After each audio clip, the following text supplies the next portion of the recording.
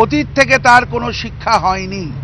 তিনি রামপুরহাটের সভায় 8 তারিখে গিয়ে যে ভাষায় বীরভূমে গিয়ে কথা বলেছেন, যে ভাষায় মমতা বন্দ্যোপাধ্যায় এবং নারী সমাজকে আক্রমণ করেছেন, যে ভাষায় মন্ত্রী পরিষদদের কটূক্তি করেছেন, আমরা মনে করি এটা অত্যন্ত বিপজ্জনক।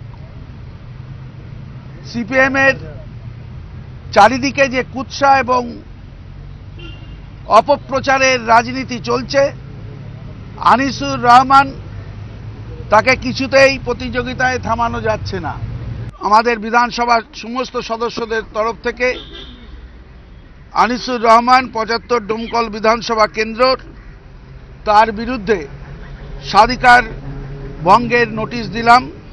পশ্চিমবঙ্গ বিধানসভার কার্যপ্রণালীর 226 ধারা অনুযায়ী, যেহেতু বিধানসভা এখন চলছে না, সেই কারণে তার বাড়িতে স্পিড পোস্টে আমরা এই কপি পাঠিয়েছি।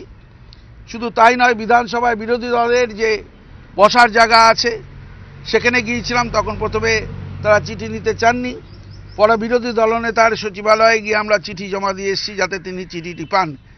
এবার আমরা অধ্যক্ষের সঙ্গেও দেখা করেছি।